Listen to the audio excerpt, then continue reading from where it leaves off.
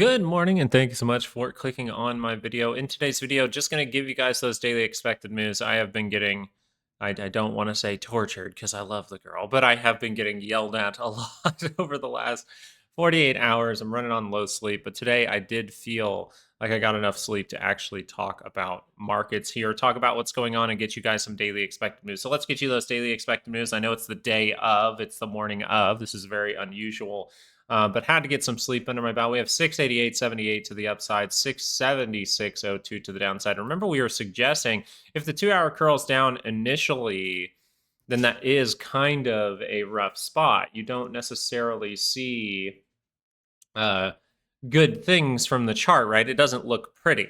This doesn't look pretty if you're curling down on the 2 hour in negative territory and then the daily expected move shifts down to that weekly expected move. You're kind of like, uh-oh, are we going to do this? And that's the risk. Being curled down on this 2 hour, that's the overall risk. Now, you maybe heard during my weekend video where we were talking about this area, you may have heard me say it looks like we maybe carved out some kind of rejection higher low.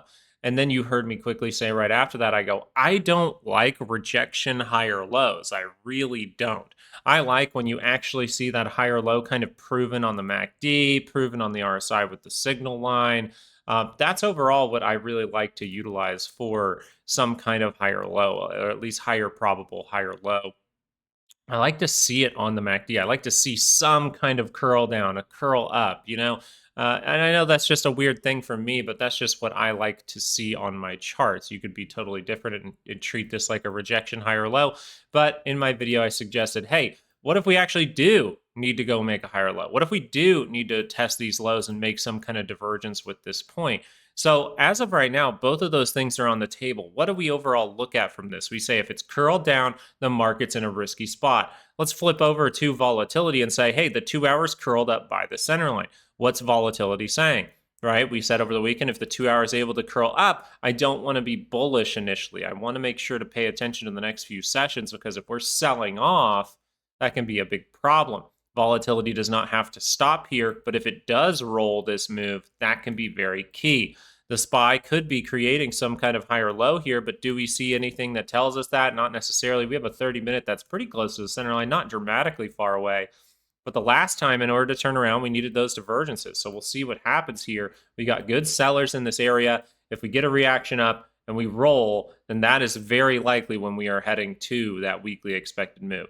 So for today, we can see the positioning of the 30-minute MACD. We can see if that curls to the upside, goes and tests these sellers, and we don't just push through, right, and do something like this, well, then we're going to be reacting from those sellers. And if those sellers do clamp down on things right before we really take back that 5-day moving average, you might see this MACD be able to curl up and then roll to the downside. That will be a big thing to watch for as of right now, because that's what's going to tell you if the 2 hours is going to continue in that downward direction.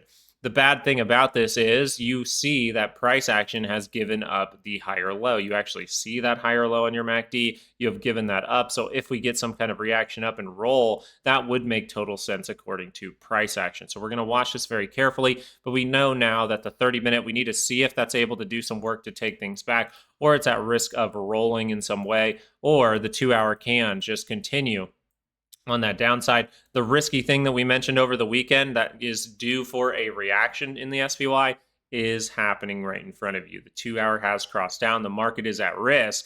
But here's the thing. If the 2 hours is able to curl back up, what is very likely to happen at that point? Look how close you would be to the center line. Always be ready for the next reaction is when I say things like this. Yes, we just curled down, but what if it curls back up? Well, if it curls back up, it's even closer to the center line. This might be a fake out. That's what you would overall take into consideration. The Qs here, and we are going to go over IWM. We'll go take another peek at volatility. The Qs here haven't given up a lot, but have curled down on that 2 hour chart. That's where it gets a little risky. Now, is this a good confirmation? This one right here is a good confirmation on the first cross down. You have a negative bar below the 9 on the 2 hour chart, crossing down into negative territory. That's risky. If it comes down to this area, that daily expected moves, right? 608.71, we have 594.09. If we come down to that area and you curl up into positive territory, can't you have triple divergence? right? Always be looking for the trick in the trap. Yes, this is curling down in negative territory. If your thesis is that we're completely breaking down here and I'm not going to believe in the monthly expected move, the weekly expected move, the daily expected move probabilities here, that's your decision to be made. I'm not making a decision to short the market here. I'm making the decision to be nice and patient, trade like water, see this curl up, say I'm in, see this curl down, say I'm out, see this maybe curl back up, and I'm right back in, and we're trying to make those new highs and go to that weekly expected move. That's my thesis as of right now. If we don't curl up, I have no trade, but this would be really, really close to the center line. If we look at the 30-minute chart once again, I may have to be patient for a few days because we just did what? Well, we took out this high, but then we gave up price completely. We made a new low. That means that for price action, if we just react up to these sellers in here and we fail, well, the positioning of the MACD is agreeing and saying this might be a little bit tough, so watch out for rolling.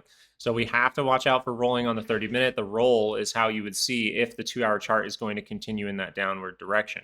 Remember, we are pretty close to that downward expected move, so we'll really watch for this. We need to see if this is trick and trap early on in the week, just because 75% of the time you're going to go to a weekly expected move, and look how close we are to the Q's weekly expected move right now. So I think it's very, very interesting as we sit. We need to be watching for that potential rolling because that'll tell us if we are going to continue some downside and the market's still risky. But what do we know about the 2-hour chart? How can we really view this? Hey, if the 2-hour chart's curled down, it's bad. It's bad for bulls. There is no bullish trade setup right there. But if it's able to curl up into positive territory, so maybe doing your homework on the 30-minute chart can help you, because if this is able to curl up, one, it could make a divergence point. Two, it could just be curling up where? Closer to that center line. So we're still in the chop. Do not think that yesterday's price action really did anything that's going to disrupt the whole thing. You are still, for the SPY, in that chop. For the Qs, you're still in that area where you've been in for a very, very long time. We really have not moved. We have gone sideways. It looks like a weekly pullback in a sideways distribution. It looks very interesting. IWM, let's go over this because IWM was our go-to, right? IWM's the reason that we called out that this is probably not a crash down here. We used that for the SPY and the QQQs, and it really helped us out. IWM went up to this area. We started talking about the left shoulder, the right shoulder that could have been, and then we saw that sell-off with expiration. We were on top of things because of IWM. So if the 2-hour chart's able to curl up here, it's still by that center line, but look at those sellers there. So the 30-minute chart here is pretty dang negative. Now, you can see something like last time and carve out that higher low to try to go up. But as of today, strong sellers all the way up. And you're below that 5-day with those sellers. So if you're able to like kind of drift up to these levels, you might need a divergence. You might need a higher low like this or a divergence like this to really suggest you can turn around in this area.